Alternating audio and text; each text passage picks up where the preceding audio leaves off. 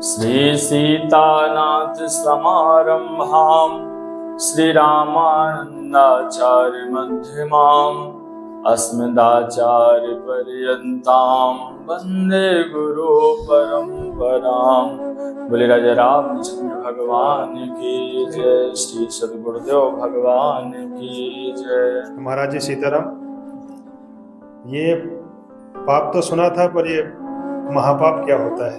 हमारे शास्त्रों में, पुराणों में, वेदों में, महापुरुषों के अनुसार पाप का तो प्रायश्चित हो जाता है, लेकिन आपने जैसे पूछा कि महापाप कितने प्रकार का होता है, किसे कहते हैं, तो महापाप होता है 5 प्रकार का।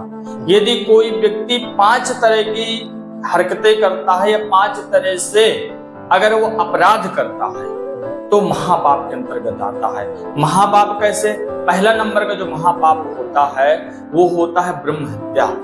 यदि किसी वेद पाठी ब्राह्मण को किसी ने मार दिया, जान से मार दिया, ये वेद पाठी हो या कर्मकांडी हो या संत महापुरुष हो या भगवत निष्ठ हो, ऐसे यदि व्यक्ति को किसी ने मार दिया तो निश्चित रूप से उसका प्रायश्चित नहीं है, निश्चित रूप से वो घोर नरकों में जाएगा।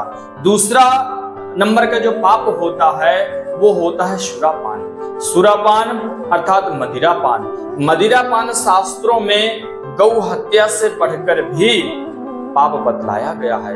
इसका कोई प्रायश्चित नहीं है। इसका हम खैर इसका निष्कर्ष भी इसका बताएंगे कि इन सब पापों का यदि कोई व्यक्ति वास्तव में प्रायश्चित करे तो सिर्फ और सिर्फ एक उपाय है इसका। लेकिन पहले हम ये जानते कि महापाप, दूसरे नंबर के जो महापाप है वो है सुरापान। सुरापान के अंतर्गत यदि कोई मदिरापान करता है तो वो गौ हत्या से भी बढ़कर पापी माना जाता है, क्योंकि इसका कोई प्रायश्चित नहीं है। तीसरे नंबर का जो महापाप होता है वो होता है स्वर्ण की चोरी करना। यदि कोई व्यक्ति साधारणतः जैसे रुपया पैसे का या कोई वस्तु का यदि चोरी करता है तो पाप के अंतर्गत आता है। लेकिन स्वर्ण चोरी, चूंकि स्वर्ण यदि ईमानदारी का है तो उसमें भगवान श्री कृष्ण का वास होता है, गीता में इसका वर्णन आता है। और यदि बेईमानी का है तो उसमें कलिकाल का वास होता है, कलयुग का वास होता है। तो इन दोनों पक्षों में उस व्यक्ति के लिए ठीक नहीं होता, इसलिए स्वर्ण चोरी भी महापाप के अंतर्गत। चौथे नंबर का जो महापाप होता है वह होता है गुरुपत्नी गमन।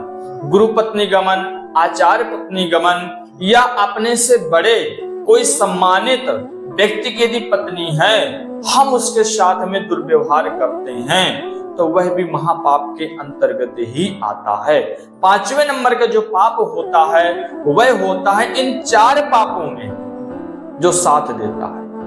इन 4 प्रकार के पापों में जो व्यक्ति संलग्न रहता है, अन्य से जो लोग साथ देते हैं, तो वह भी महापाप के अंतर्गत आते हैं। तो इस प्रकार से महापाप आते हैं। देखो शास्त्रों में महापाप कहीं ना कहीं रावण ने भी किया, बाली ने भी किया, विभीषण ने भी किया और सुग्रीव ने भी किया। लेकिन देखो हम लोग जानते हैं कि ठाकुर जी ने रावण का वध किया और बाली का वध किया, लेकिन ना तो सुग्रीव को कुछ किया और ना तो विभीषण को कुछ किया। क्यों? तो एक व्यक्ति ने कहा कि ठाकुर जी फिर ऐसा पक्षपात क्यों करते हैं? तो ठाकुर जी कहते हैं कि हम भक्ति का प्रत्यक्ष रूप से पक्षपात करते हैं। भक्ति का तात्पर्य जो मेरी शरण में आ गया, सन्मुख होई जीव मोहि जबहि, जन्म कोटि अघ नासहि तबहि। गोस्वामी तुलसीदास जी इसका प्रमाण देते हैं कि यदि कोई ठाकुर जी की शरण में पहुंच गया और उसने उस अपराध को स्वीकार कर लिया तो निश्चित रूप से उसका पाप तत्क्षण नष्ट हो जाएगा और वह व्यक्ति उसी पल से पवित्र माना जाएगा। क्योंकि ठाकुर जी कहते हैं कि यदि हम भक्ति का बढ़ावा नहीं देंगे, भक्ति का पक्षपात यदि मैं ही नहीं करूंगा तो फिर मेरी भक्ति करेंगे कौन? तो इसलिए ये महापाप के अंतर्गत आते हैं। और निश्चित रूप से यदि कोई हम आप लोग भी यदि ऐसा करते हैं, जिस व्यक्ति तक यह सत्संग पहुंच रहा है, यदि कोई भी ऐसा करता है तो आप लोग सावधान हो जाइए और अभी से तत्क्षण से उसका प्रायश्चित करने का प्रयत्न करिए। और प्रायश्चित सिर्फ एक ही है, भगवान की शरणागति। इसके अलावा दूसरा कोई इसका प्रायश्चित नहीं है। और नहीं तो घोर नरकों में वह जीव गिराया जाता है।